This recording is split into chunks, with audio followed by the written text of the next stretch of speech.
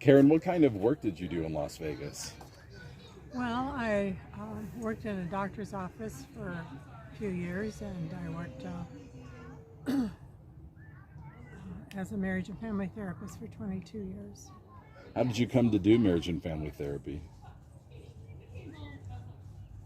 Um, I had people coming to my house for counseling, and one day I had a woman who I didn't know what to do with.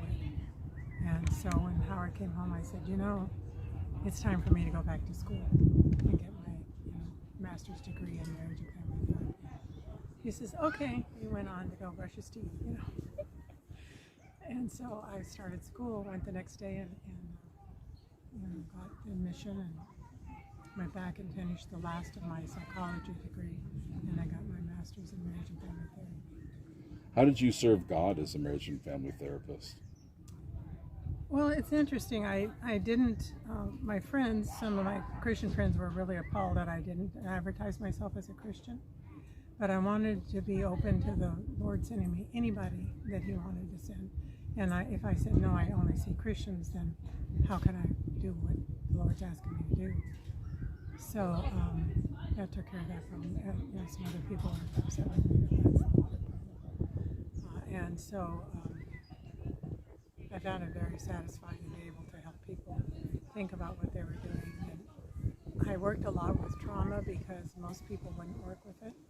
So I got people that were dissociative. I had a multiple personality, a couple of them.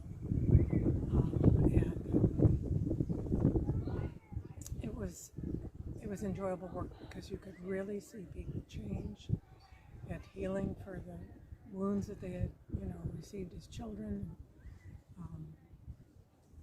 become whole and be able to be more comfortable with themselves and know that they had power and could manage their life. So I found it very satisfying. What did it take for you to do that job well?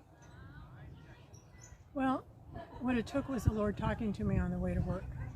He would talk to me on the way to work and say, when so-and-so comes in today, I want you to talk to them about such and such. And I'd go, okay.